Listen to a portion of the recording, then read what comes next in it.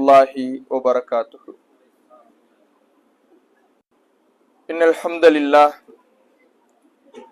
நஹ்மதுஹு வ நஸ்தஈனுஹு வ நஸ்தக்ஃபிருஹு வ நஊது பில்லாஹி மின் ஷுரூரி அன்ஃபுஸினா வ மின் ஸய்யிஆத்தி அமாலினா மை யஹ்திஹில்லாஹு ஃபலா முضில்ல லஹு வ மை யுضللஹு ஃபலா ஹாதிய லஹு. وأشهد أن لا إله إلا الله وحده لا شريك له وأشهد أن محمدا عبده ورسوله أما بعد رب اشرح لي صدري ويسر لي أمري واحلل عقدة من لساني يفقهوا قولي ربي زدني علما. எல்லாம் வல்ல ஏக இறைவனின் அன்பும் அருளும் நம் உயிரினு மேலான நபிகள் நாயகம் ஸல்லல்லாஹு அலைஹி வஸல்லம் அவர்கள் மீதும் அவர்களது வாழ்க்கை வழிகாட்டுதல்களை தங்களால் இயன்றளவு பின்பற்றி வாழ்ந்து மரணித்த நபி தோழர்கள் மீதும் நபி தோழியர்கள் மீதும், குறிப்பாக இந்த ரமதான் மாதத்தின் இரவு வணக்கத்தை நிறைவு செய்துவிட்டு அமர்ந்திருக்கும் நம் அனைவர் மீதும் என்றென்றும் நின்று நிலவட்டுமா. கண்ணியத்திற்குரிய எல்லாம் அல்லாஹுவின் நல்லடியார்களே, நேற்றைய தினம் ஒரு இஸ்லாமியனுடைய உள்ளத்தில் இரையச்சம் இருந்தால் இந்த உலகத்தில் இருக்கின்ற எல்லா விதமான பாவங்களிலிருந்தும் தன்னை அவன் தற்காத்துக் கொள்ளலாம் என்பதையும், செய்விட்ட பாவங்களுக்கு பாவ மன்னிப்பு கேட்பதை அந்த இரைச்சம் தூண்டும் என்பதை பற்றியும் நேற்றைய தினம் பார்த்தோம். இத்தகைய இந்த இரையச்சமும் பாவ மன்னிப்பு கேட்கின்ற ஆர்வமும் ஒரு மனிதனுடைய உள்ளத்தில் நீடித்து நிலைத்து இருக்க வேண்டும் என்றால் அவரிடத்தில் மரண சிந்தனை இருந்தால்தான் எந்த ஒரு நல்லறமும் நீடித்து நிலைத்து பாவங்களிலிருந்து விடுபடுகின்ற சூழல் ஏற்படும் என்பதை மார்க்கம் நமக்கு சொல்லி தருகிறது. அத்தகைய அந்த மரண சிந்தனை தொடர்பாகத்தான் இன்றைய தினம் நாம் அறியவிருக்கிறோம். நபிகள் நாயகம் ஸல்லல்லாஹு அலைஹி வஸல்லம் அவர்கள் சொன்னார்கள், அக்ஸிரு ذிக்ர ஆதிமில் லஸ்ஸாத், உங்கள் உள்ளங்களில் எழக்கூடிய ஆசைகளை உடைப்பதை அதிகம் நினைவு கூறுங்கள். நபிகள் நாயகம் ஸல்லல்லாஹு அலைஹி வஸல்லம் அவர்கள் சொல்றாங்க, இந்த உலகத்தில் அதிகமான பாவங்களில் மனிதன் ஈடுபடுவதற்கான பெரும்பான்மை காரணமே மனுஷன்ற உள்ளத்தில் இருக்கிற ஆசை, பாவங்களை விரும்புகின்ற அந்த மனோ இச்சை தான். அந்த இச்சையை ஆசையை உடைக்க வேண்டும் என்றால் அதற்கு ஒரு கருவி இருக்கிறது. அந்த கருவியை அந்த காரணத்தை அதிகமாக நீங்கள் நினைத்து பாருங்கள் என்று அல்லாஹ்வுடைய தூதர்கள் சொல்லிவிட்டு யஅனி அல் மௌத், அதுதான் மரணம் என்றார்கள். மரணத்தை அதிகமாக நினைவு கூறுவதன் மூலமாகத்தான் மனதில் இருக்கின்ற பாவங்களை நோக்கிய இச்சையை, பாவம் செய்ய வேண்டும் என்கின்ற தூண்டுதலை உடைத்து எறிய முடியும். நாம் இந்த உலகத்தில் நிரந்தரமாக வாழக்கூடியவர்கள் அல்ல, நிலைத்து இருக்கக்கூடியவர்கள் அல்ல. நாம் எப்போது வேண்டுமானாலும் மரணிக்கலாம். நம்முடைய மரணம் எந்த நிலையில் வேண்டுமானாலும் வரலாம். எப்போது மரணிப்போம் என்பது நமக்கு தெரியாது. அதற்குள்ளாக அந்த மரணத்திற்கு பின்புள்ள வாழ்க்கைக்காக நம்முடைய இந்த உலக வாழ்வை வாழ வேண்டும், தயாரிப்புகளை மேற்கொள்ள வேண்டும், அமல்களில் ஈடுபட வேண்டும், செய்துவிட்ட பாவங்களுக்கு பாவமன்னிப்பு தேட வேண்டும், பாவங்களிலிருந்து விலகி நிற்க வேண்டும் என்கின்ற எண்ணம் இந்த மரணத்தை அதிகமாக நினைவு கூறுவதன் மூலமாகத்தான் ஏற்படும் என்பதை நபிகள் நாயகம் ஸல்லல்லாஹு அலைஹி வஸல்லம் அவர்கள் சொல்லி காட்டுகிறார்கள். இன்றைக்கு எல்லா மனிதனும் நாம மரணிக்கக்கூடியவர்கள் தான் என்பதை நம்பி இருக்கிறோம். இங்கு யாராவது நான் மரணிக்கவே மாட்டேன் என்று நம்புறோமா? எனக்கு மரணமே இல்லை, நான் மரணிக்கவே மாட்டேன் என்று நம்பக்கூடியவர்கள் நம்மில் யாராவது இருக்கிறார்களா? இந்த உலகத்தில் இருக்கின்ற எந்த மனிதனாவது அப்படி சொல்லுகின்றான? எல்லா மனிதனும் நான் மரணிக்க கூடியவன் என்பதை நம்பி இருக்கிறான். எல்லா மனிதனும் இந்த உலக வாழ்வு நிரந்தரம் அல்ல என்பதை உணர்ந்திருக்கின்றான். ஆனால் இப்படி நம்புவது மேம்போக்காக இந்த மரணத்தை நம்புவது மட்டும் ஒரு முஸ்லிம் இடத்தில் இருக்கக்கூடாது.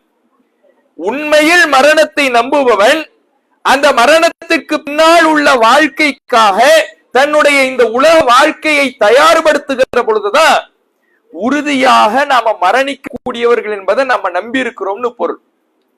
எல்லாருக்கும் தெரிஞ்ச விஷயம் தான், எல்லா உயிரும் மரணிக்க கூடியது என்பது எல்லாரும் அறிந்த விஷயம்தான். ஆனால் அதைத்தான் இறைவன் திருமறை குர்ஆனிலே திரும்ப திரும்ப திரும்ப பல்வேறு இடங்களில் பல்வேறு வார்த்தைகளின் மூலமாக நமக்கு தெளிவுபடுத்துகிறான். குல்லு நஃப்ஸின் ذائقத்துல் மௌத், உலகத்தில் இருக்கின்ற எல்லா ஆத்மாவும் எல்லா உயிரும் மரணத்தை சுவைத்தே தீரும். மரணத்தை மறுக்கக்கூடிய எந்த மனிதனும் கிடையாது. கடவுளை நம்புபவனாக இருக்கின்ற ஆத்திகனாக இருந்தாலும் சரி, கடவுளை இல்லை என்று மறுக்கின்ற நாத்திகனாக இருந்தாலும் சரி, எந்த கொள்கை வேறுபாடு உள்ளவர்களாக இருந்தாலும் சரி, கருத்து வேறுபாட்டால் முரண்பாட்டால் தங் எதிர் திசையிலே பயணிக்க கூடியவர்களாக இருந்தாலும் சரி, எல்லா கருத்துள்ளவர்களும் எல்லா முரண்பாடு கொண்டவர்களும் மறுக்காத ஒரே விஷயம் மரணம் தான். இந்த உலகத்துல மனுஷன் நிரந்தரமாக வாழ முடியாது என்பதைத்தான் எல்லா மனிதனும் ஒரு சேர உறுதியாக நம்பியிருக்கிறார்கள். அதனாலதான் இந்த மரணத்தை அல்லாஹ் இன்னொரு வார்த்தையில சொல்லும் பொழுது மௌத்துங்கிற வார்த்தையை நாம பயன்படுத்தும். அல்லாஹ் இன்னொரு வார்த்தையில இந்த மரணத்தை குறிக்கின்றான் அல் யகீன், உறுதியானது அப்படிங்கிறான். ஏன்னா மரணம் தான் இந்த உலகத்திலேயே இருக்கக்கூடிய உறுதியான விஷயம், மரணம் மட்டும்தான். அதனால்தான் அந்த மரணத்தை இறைவன் இன்னொரு வார்த்தையிலே சொல்லுகிற பொழுது யகீன், இந்த மரணம் என்பது உறுதியானது, அது வந்தே தீரும் என்கின்ற பாடத்தை மீண்டும் மீண்டும் மீண்டும் நமக்கு நினைவூட்டி கொண்டே இருக்கிறார். ஆனால் இந்த மரணத்தை நாம் எப்படி பார்க்கின்றோம்? மரணத்தை பற்றி பேசுவதற்கு பயப்படுகின்றோம், மரணத்தை பற்றி வாய் திறப்பதற்கு அஞ்சுகின்றோம். மரணித்தவர்களுடைய வீட்டிற்கு செல்வதை கூட பலர் தவறான ஒரு பார்வையில பார்க்கிறாங்க. மூத்து வீட்டுக்கு போயிட்டு வருவார், போயிட்டு வந்துட்டு வீட்டினுடைய பின்வாசல் வழியாக குளித்து விட்டு உள்ளே நுழையக்கூடிய ஒரு மூட நம்பிக்கையை இன்றைக்கு இந்த இஸ்லாமிய சமுதாயத்திலையும் பார்க்கிறோம். ஏன் இந்த மரண வீட்டுக்கு போயிட்டு வந்துட்டா அது ஒரு கெட்ட நிலை இப்படி நினைச்சுக்கிட்டு இருக்கிறாங்க. ஒரு கஃன் துணியை எடுத்து கொடுப்பதை, கஃனிடுவதை, குளிப்பாட்டுவதை, குழியில் இறங்கிய அந்த மையத்தை அடக்கம் செய்வதை, இதுவெல்லாம் ஒரு கெட்ட விஷயமாக, ஏதோ அந்த மரணம் தன்னையும் தொற்றிக்கொள்ளும் என்று அஞ்சி அதை ஓரங்கட்டக்கூடியவர்களாக இன்றைக்கு பல மக்களை பார்க்கிறோம். அதனாலதான் அல்லாஹ் சொல்லுகின்றான், இன்னல் மௌத்தல்லதி தஃபிர்ரூன மின்ஹு, நீங்கள் எதிலிருந்து விரண்டோடுகிறீர்களோ, எது வேண்டாம் என்று நினைக்கிறீர்களோ அந்த மரணம் ஃபஇன்னஹு முலாகீக்கும், உங்களை வந்து சந்தித்தே தீரும். இந்த மரணம் வேண்டாம், மரணம் எனக்கு வந்துவிடக் கூடாது, மரணித்து விடக் கூடாது என்று ஏதேதோ முயற்சிகளை செய்து அதிலிருந்து விரண்டோடுகிறீர்கள், மரணத்தை வெறுக்கிறீர்கள், மரணித்து விடக் கூடாது என்பதிலே முனைப்பு காட்டுகிறீர்கள். ஒரு உடல்நிலை சரியில்லை என்றால் கூட மருத்துவர்களை நோக்கி ஓடோடி செல்லுகிறோம், மருத்துவம் பார்க்க வேண்டியதுதான். ஆனால் இந்த மரணம் என்பது வருவதை நீங்கள் வெறுக்கிறீங்க, மரணத்தை பற்றி பேசுவதை அஞ்சுகிறீர்கள். இதெல்லாம் எதை காட்டுதுன்னா மரணித்திடவே கூடாதுன்னு உங்களுடைய மனம் சொல்லுகிறது, விரண்டோடுகிறீர்கள். ஆனால் எவ்வளவு வேகமாக நீங்கள் விரண்டோடினாலும் கூட மரணம் வந்து உங்களை சந்திச்சிடும்.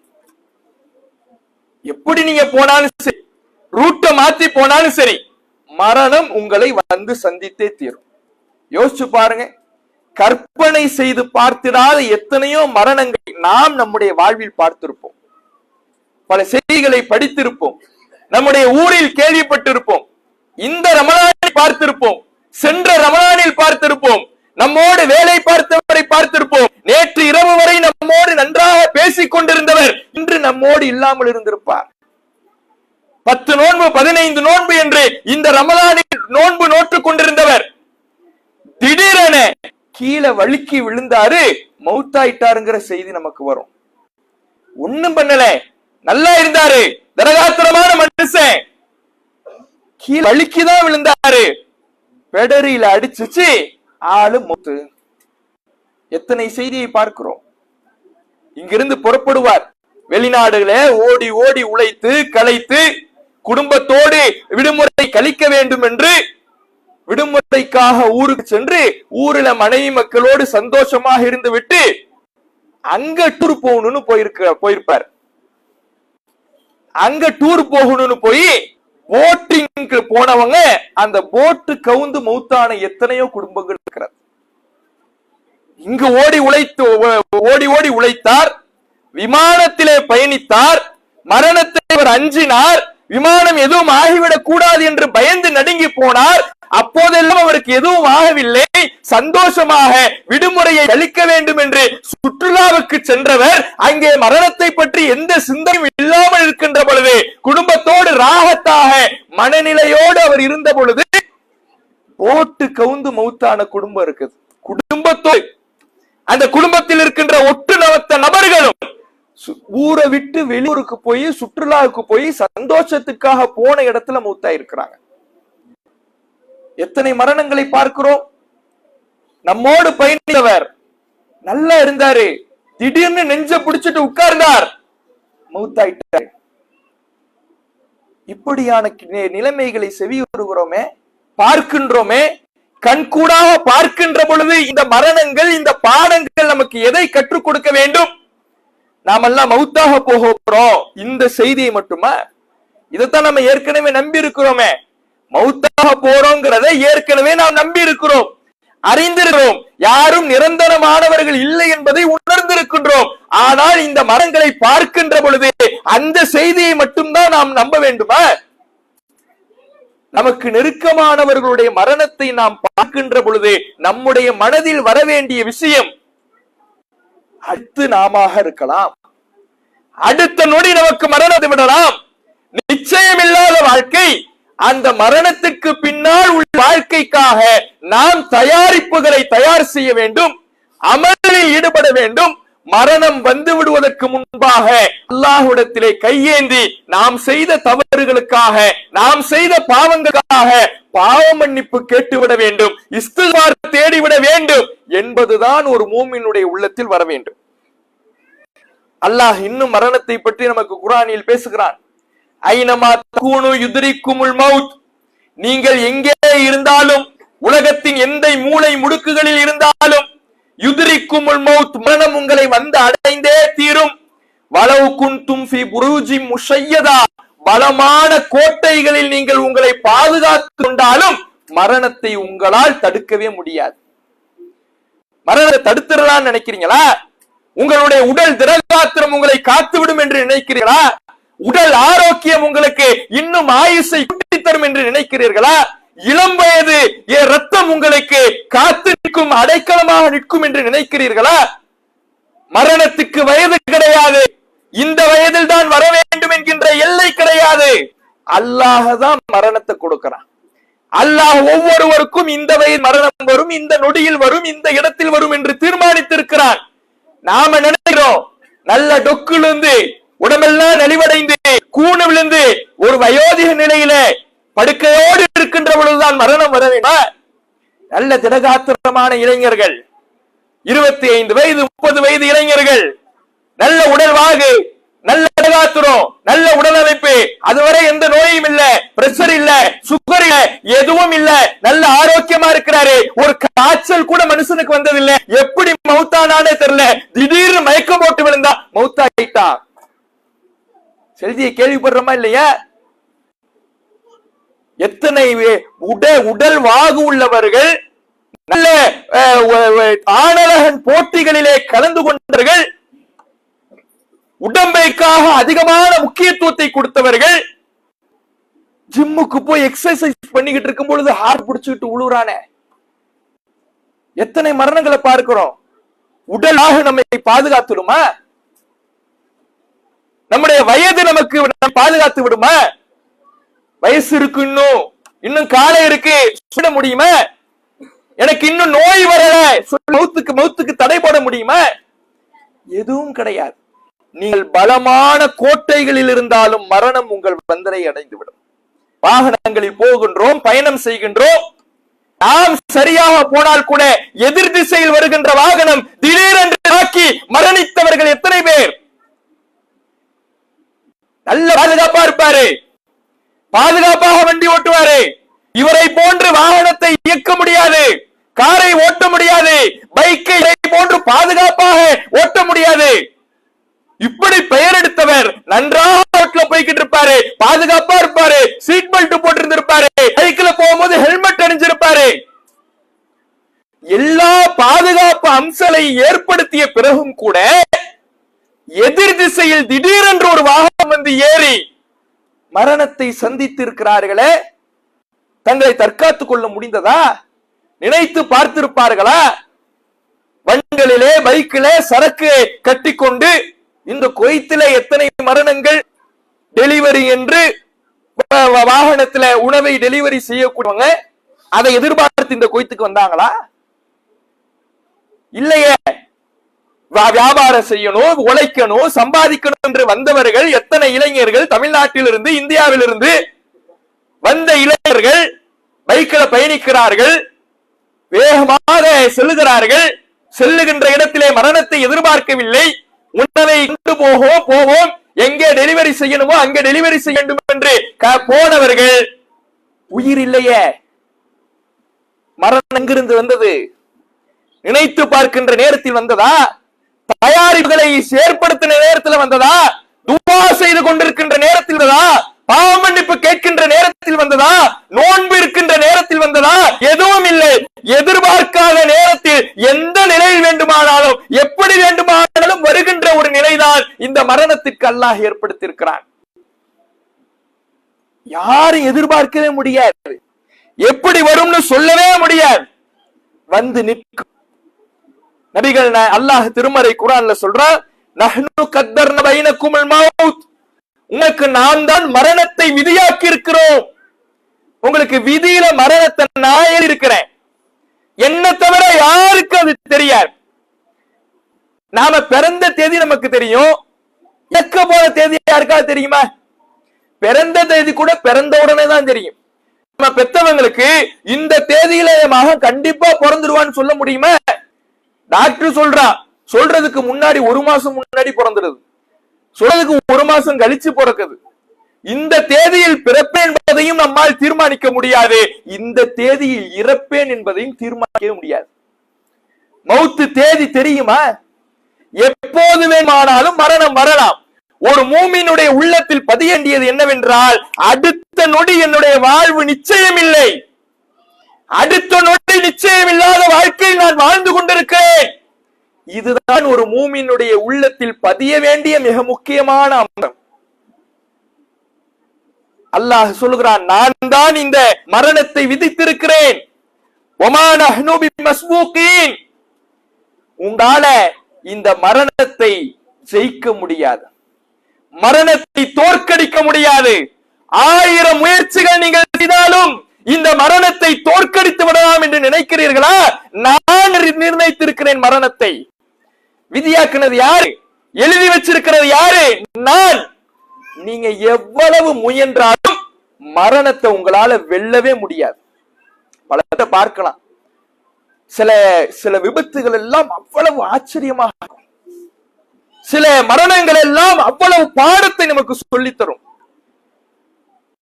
இவர் இந்த ரோட்டு பக்கம் இது போனதே கிடையாதுங்க, இந்த ரூட்ல இவர் போனதே கிடையாது, ஏதோ மவுத் அழைச்சிட்டு போயிருக்கு போல இருக்கு.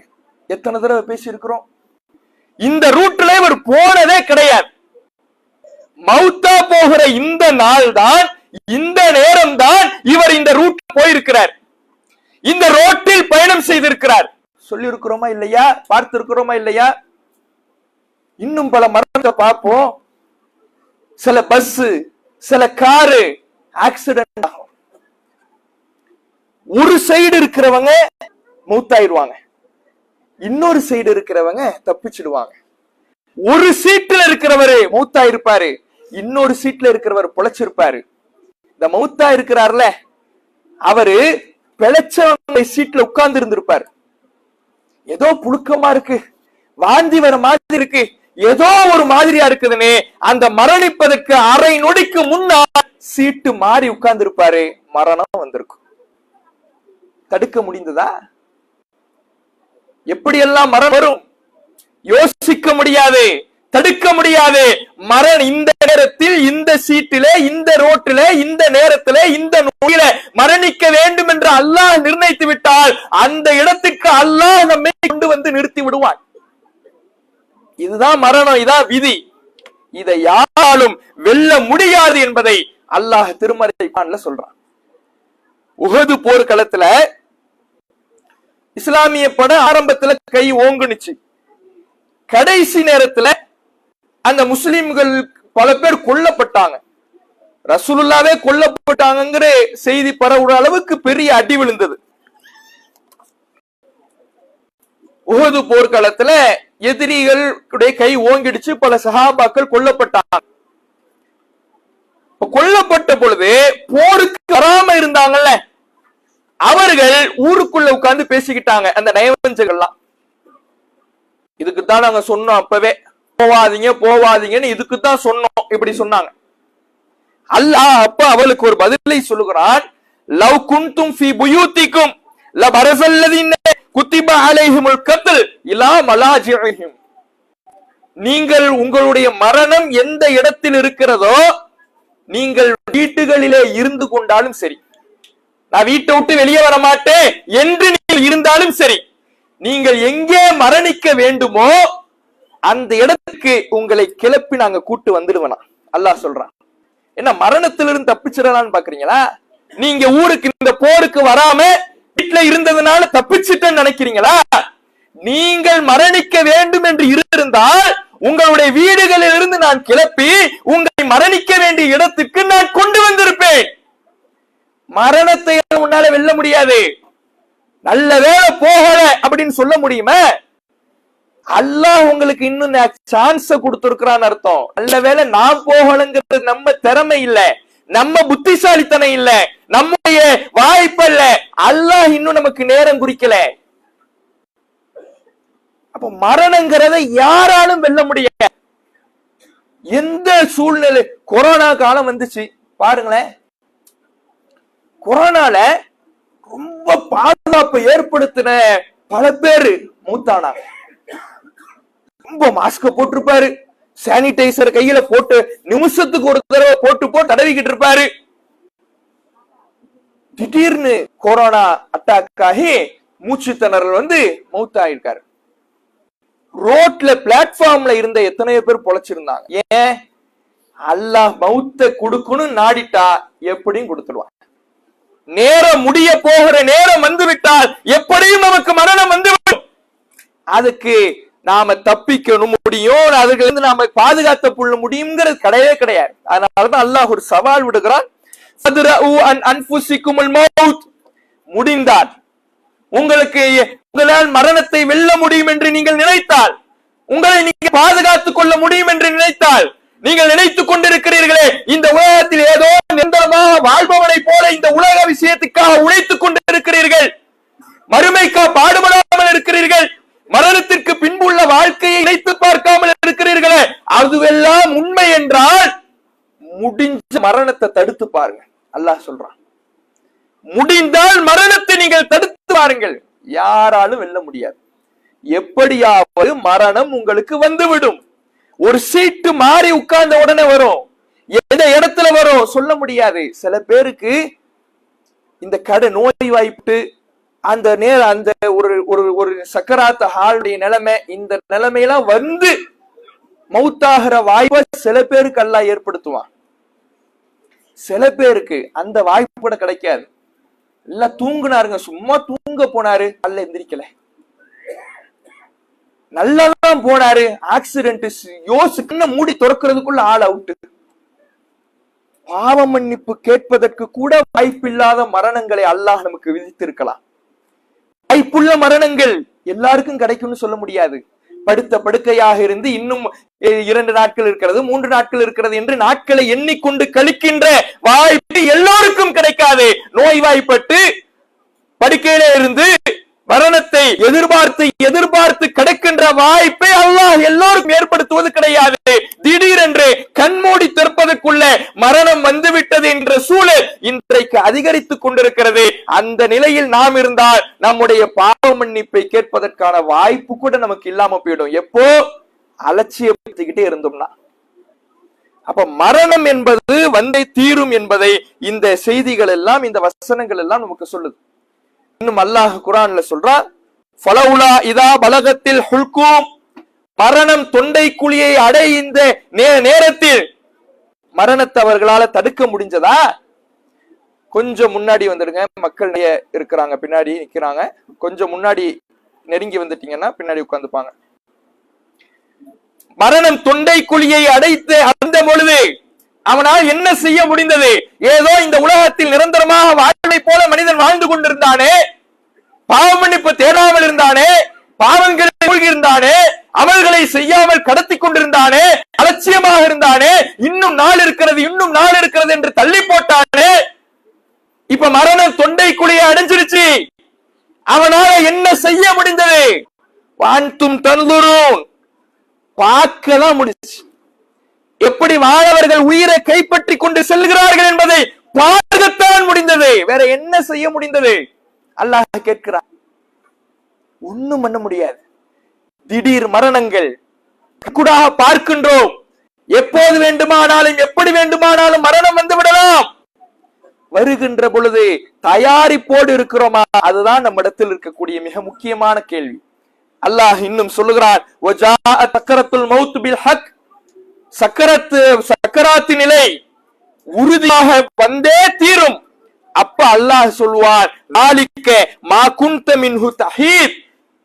இதுதான்டா நீ விரண்டோடு நரணும், உன்னை காப்பாத்திக்கலாம் நினைச்சிய, இன்னும் நாள் இருக்கு நினைச்சிய, தள்ளி போட்டிய, அலட்சியமா இருந்திய, அந்த மரணம் இதுதான்டா என்று இறைவன் அந்த சக்கராத் ஹால்ல சொல்லுவான். அப்ப உட்கார்ந்து பாவ மன்னிப்பை தேட முடியுமா? அப்ப உட்கார்ந்து தொழ முடியுமா? அப்ப உட்கார்ந்து தர்மத்தை செய்ய முடியுமா?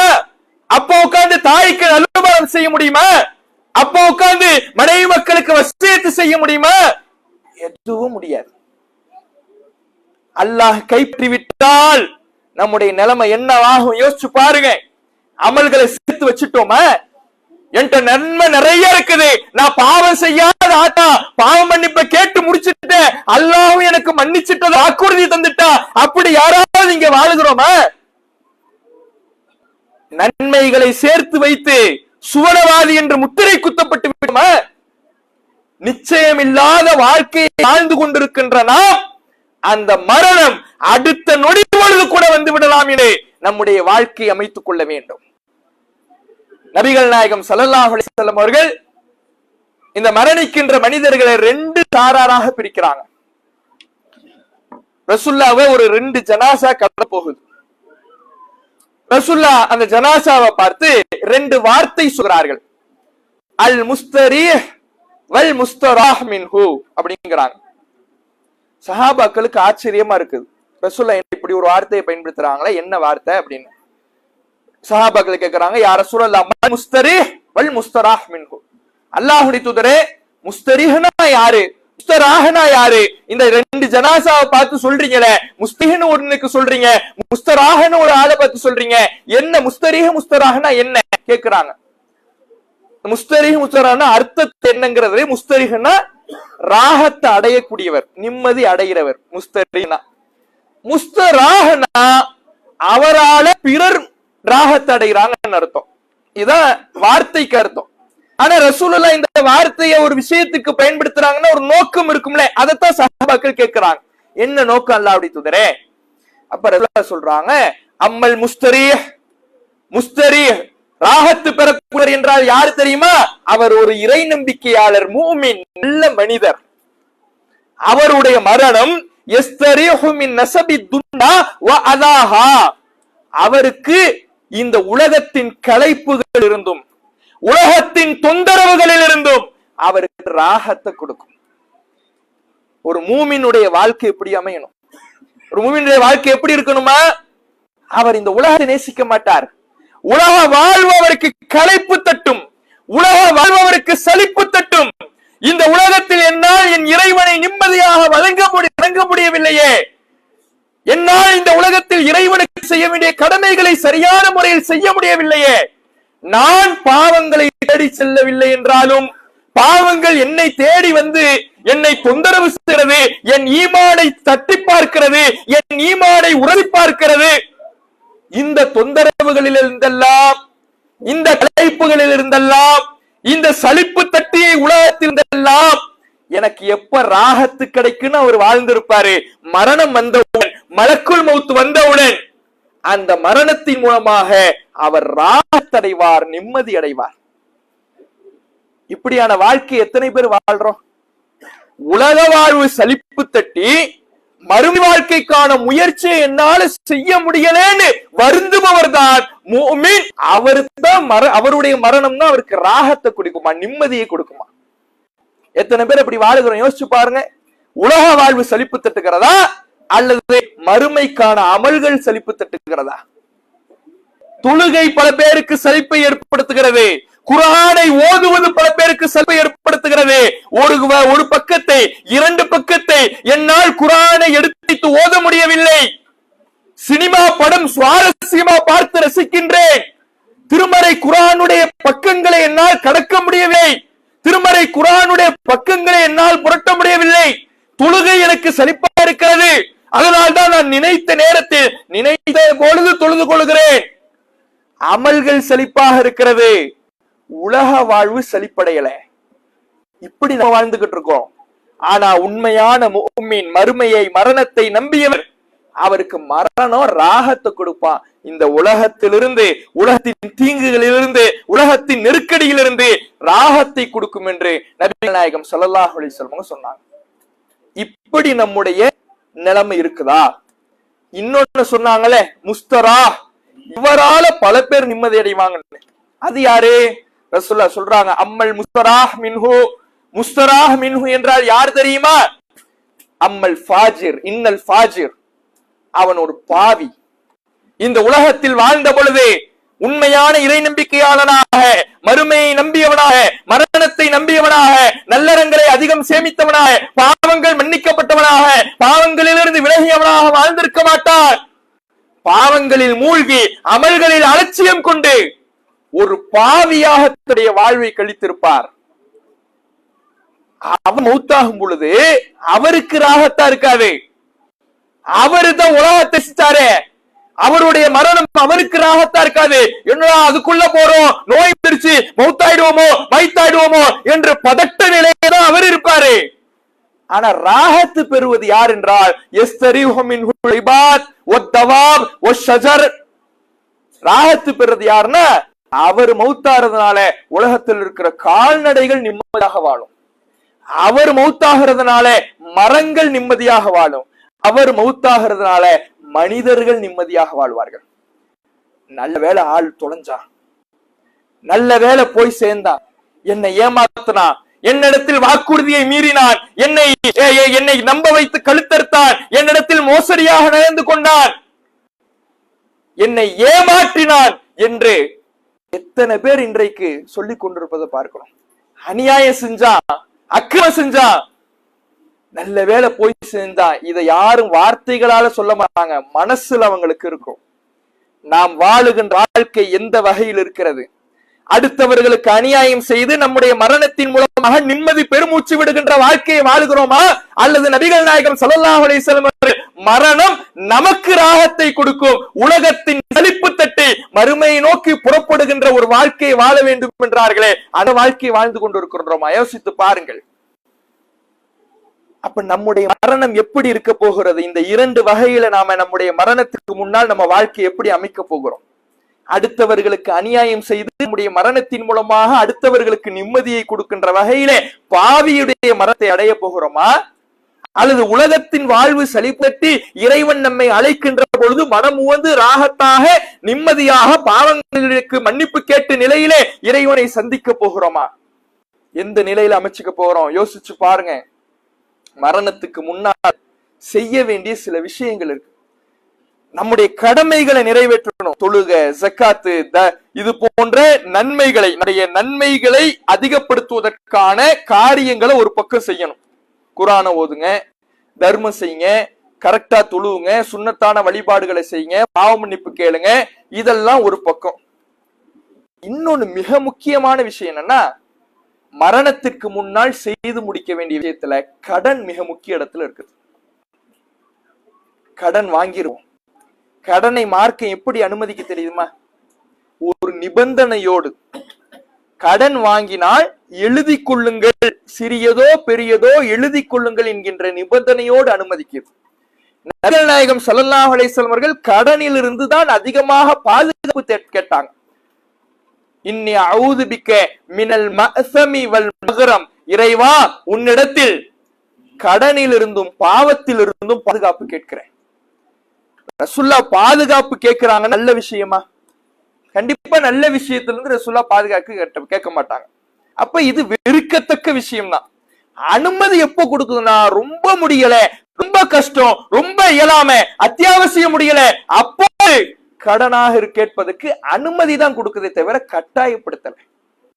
ஆனா இன்னைக்கு சர்வ சாதாரணமாக கடன் மாறிடுச்சே. சர்வ சாதாரணமாக அடுத்தவர்களுடைய பொருளாதாரத்தை வாங்கி கடன் பெற்றுக் கொண்டிருக்கிறோமே. மரணம் வந்து விட்டால், மௌத்தாயிட்டா, கடன் நம் மீது சுமத்தப்பட்டு இருக்கின்ற நிலையில் மரணத்தை நாம் அடைந்து விட்டால் என்ன நிலைமை? ரசூலுல்லாஹ் சொல்றாங்க, யுஃபரி ஷஹீதின் குல்ல தம்பின் இல்ல தைன். ஷஹீதுக்கு கூட மார்க்கத்திலே மிகச்சிறந்த காரியம் ஷஹீத் என்கின்ற அந்தஸ்து. அந்த ஷஹீதுக்கு எல்லா பாவங்களும் மன்னிக்கப்பட்டுடும், கடனை தவறங்கிறாங்க ரசூலுல்லாஹ். ஷஹீதுக்கே மன்னிக்கப்படாதுன்னா நம்மள என்ன ஷஹீதா? பாவத்தை சுமந்து கொண்டிருக்கின்ற நமக்கு மன்னிக்கப்படாத பெருங்குற்றமான இந்த கடனும் நம் பாவப்பட்டியலில் சேர்ந்தால் மறுமையில தப்பிக்க முடியும்? யோசிச்சு பாருங்க. அத்தியாவசிய தேவைகளுக்கு கடன் வாங்கி நிலைத்த மாறி ஆடம்பரத்துக்கு இன்றைக்கு கடன் வாங்க துவங்கிட்டோம். கடனை சர்வ சாதாரணமாக வாங்கி கொண்டிருக்கிறோம். விரைவாக நிறைவேற்ற வேண்டும் என்கின்ற எண்ணம் கூட, கடன் வாங்கி சில நேரங்கள்ல அத்தியாவசியத்துக்கு கூட கடன் வாங்கியிருந்தால் கூட அதை நிறைவேற்றுவதற்கான பொருளாதாரம் இருந்தாலும் பிறகு பார்த்துக்கலாம், நம்மால் தானே, இவர் தானே, சொந்தம் தானே, அண்ணன் தானே, தம்பி தானே, நண்பன் தானே, மாமன் தானே, மச்சான் தானே என்று அதை தள்ளி போடுறோமே. அதுக்கப்புறம் ஆடம்பர செலவு 1000 வந்திருக்கும், கடனை முடிச்சு விட்டுருவோம். இந்த நிலைமை இருக்குதா? கடன் கேட்க அலைகிறத விட கடன் கொடுத்துட்டு அதை வாங்க அலைகிறவங்க தான் இன்னைக்கு அதிகமான பேரு. ரொம்ப அலட்சியப்படுத்துறோமே. மரணத்துக்கு முன்னால் இந்த கடனை நிறைவேற்றலனா நம்முடைய பாவங்கள் மன்னிக்கப்படவே படாது. அப்ப மரணம் எப்ப வரும்? எப்பனாலும் வரலாம், எந்த நேரத்துல வேண்டாலும் வரலாம், அடுத்த நொடி வரலாம், எப்போது வேண்டுமானாலும் நம்முடைய வாழ்வை பதம் பார்த்து நம் உயிரை பறித்து விட்டு மலக்குள் மௌத் செல்லலாம். அப்ப நம்ம வாழ்க்கையை எப்படி அமைச்சுக்கணும்? எப்பனாலும் மரணம் வரலாம்னா எவ்வளவு நம்மால் வேகமாக முயற்சி செய்ய முடியுமோ அவ்வளவு வேகமாக முயற்சி செய்து விட வேண்டும். கடனை நிறைவேற்றி விட வேண்டும், அமல்களை செய்ய வேண்டும். அதே மாதிரி இன்னொன்னு மிக முக்கியமான விஷயம், அடுத்தவருக்கு செய்கின்ற துரோகம், அநியாயம், தவறுகள். ரசூலுல்லாஹ் சஹாபாட்டு கேக்குறாங்க, அத்ததுரூன மல் முஃப்லிஸ், நஷ்டவாளி, திவாலாகி போனவன் என்றால் யாருன்னு தெரியுமா? சஹாபாக்கள் சொல்றாங்க, திர்ஹங்கள், தீனார்கள் யாரிடத்துல இல்லையோ அவன் தானே அல்லாஹ்வுடைய தூதர். திவாலாகி போனவன், நஷ்டவாளி இல்ல. மறுமையில் ஒருவன் வருவான், தான் தொழுத நன்மைகளை கொண்டு வருவான், தன்னுடைய ஸக்காத் நன்மைகளை கொண்டு வருவான், தன்னுடைய நோன்பு நன்மைகளை கொண்டு வருவான். ஆனால் அவன் தன்னுடைய நன்மை மூட்டைகளை, நன்மை சுமைகளை சுமந்து வருகின்ற பொழுது அவனுக்கு எதிராக ஒருவன் வாதாட வருவான். ஷத்தமஹாதா, இவன் என்னை திட்டினான் யா அல்லாஹ் சொல்லுவான். திட்டினானா, இவனுடைய நன்மைகளை நீ எடுத்துட்டு போ.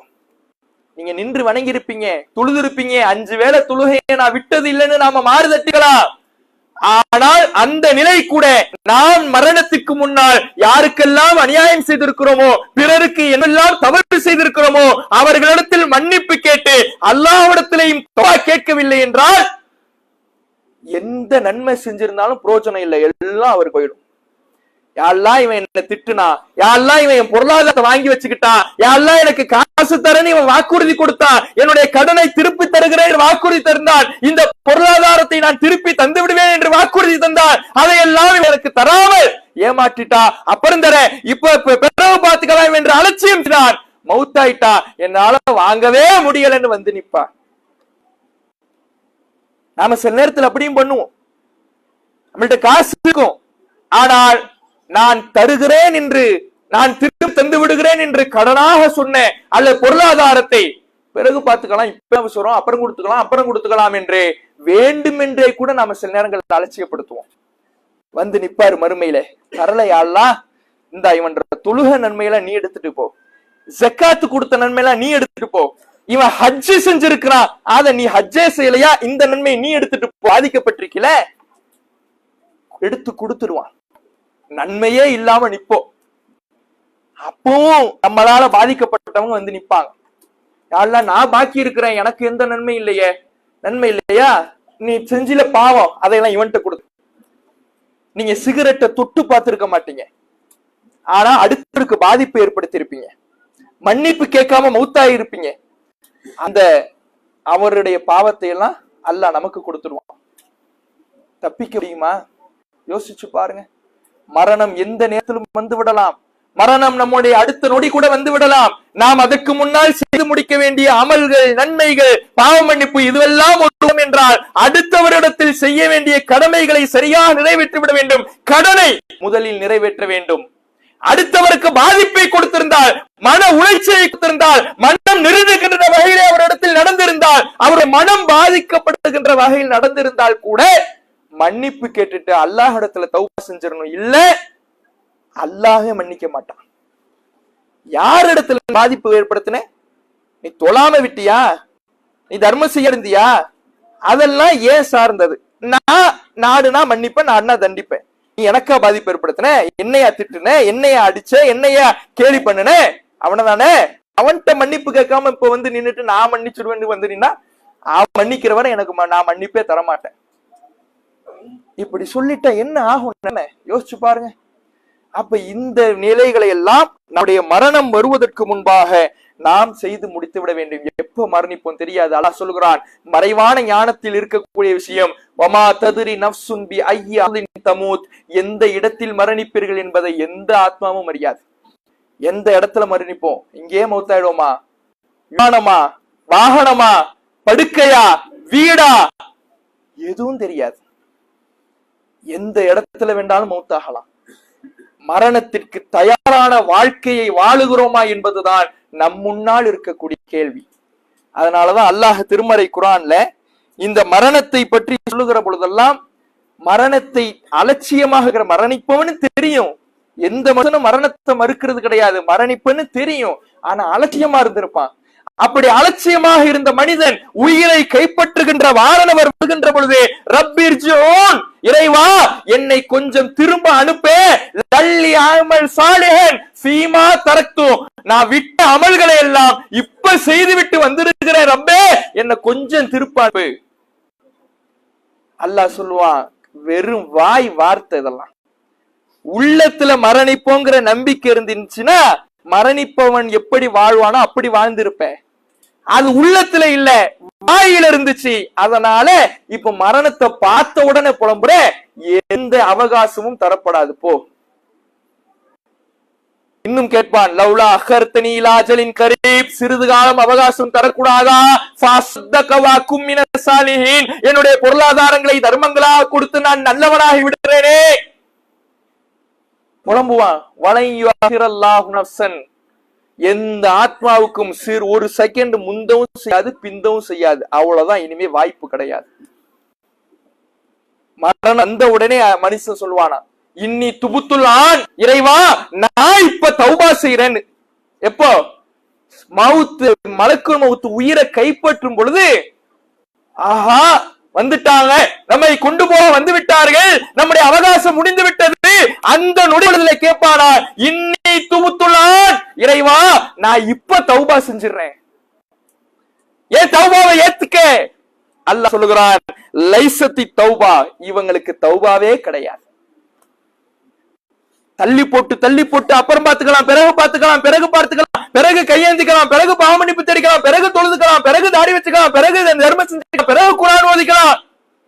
தள்ளி போட்டு மலக்குலவுத்து வந்த உடனே இப்ப பாவமன்னிப்பு கேட்கிறேன். லைசத்தி தௌபா, இவங்களுக்கு தௌபாவே கிடையாதுங்கிற அல்லாஹ். நம்ம வாழ்க்கையை எப்படி அமைத்துக் கொள்ள போகிறோம் என்பதுதான் இருக்குது. மரணிக்கிறோங்கிறது எல்லாரும் தான் ஒத்து இருக்கிறோம், யாரும் ஒத்துக்காம இல்ல. இங்க யாராவது மறுக்கிறோமா? நிரந்தரமா இருக்க போறேன் யாரும் சொல்றோமா? யாரும் சொல்லல, எல்லாம் ஒத்துக்கதான் செய்யறோம். ஒத்துக்கொள்ளக்கூடிய நாம் அதை உண்மையாக நம்பியவன் எப்படி வாழணுமோ அப்படி வாழுகிறோம் என்பதுதான் நம் முன்னால் இருக்கின்ற கேள்வி. இந்த மரண சிந்தனை தான் நம்மை பாவத்தின் பக்கமும் நன்மைகளின் பக்கமும் நீடித்து நிலைத்திருக்க செய்யும். அதனாலதான் ரசூலுல்லாஹ், உனக்கு நம்முடைய மனம் சலனப்படுறதா, நம்முடைய மனம் பாவத்தை தூண்டுகிறதா, மரணத்தை அதிகமா நினைச்சு பாருங்க. ஜூருல் குபூர், கபர் மையவாடிகளுக்கு செல்கள், துதக்கிருல் மவுத், அது மரணத்தை நினைவுபடுத்தும். மையவாடிக்கு போகும் பொழுது ஃப்ரெண்ட்ஸா ஏதோ ஜாலியா பிக்னிக் போற மாதிரி போக கூடாது, தனிமையா நில்லுங்க. அந்த மையவாடிகளை பாருங்கள். நபிகள் நாயகம் சொன்ன அந்த துஆவை பொருளுணர்ந்து சொல்லுங்கள். அஸ்ஸலாமு அலைக்கும் யார கௌமி முஃமினீன், மூமின்களான சமுதாயமே, இங்கே அடக்கம் செய்யப்பட்டவர்களே, உங்கள் மீது இறைவனுடைய அருள் சாந்தி உண்டாகட்டும். வ இன்னா இன்ஷா அல்லாஹ் பிக்கும் லாஹிகூன், அல்லாஹ் நாடினால் நானும் ஒரு நாள் இங்குதான் வரப்போகிறேன் என்று பொருளை உணர்ந்து சொல்லுங்க. மனம் சலனப்படுதா, பாவத்தை தூண்டுதா, ஆட்டம் காணுகிறதா, இரையச்சத்தை இந்த உலக வாழ்வு சுரண்டி பார்க்கிறதா, கபர் வாழ்க்கைக்கு போங்கன்னு நாங்க சொல்லலாம். கபரை பாருங்க, மையவாடியை பாருங்கள்.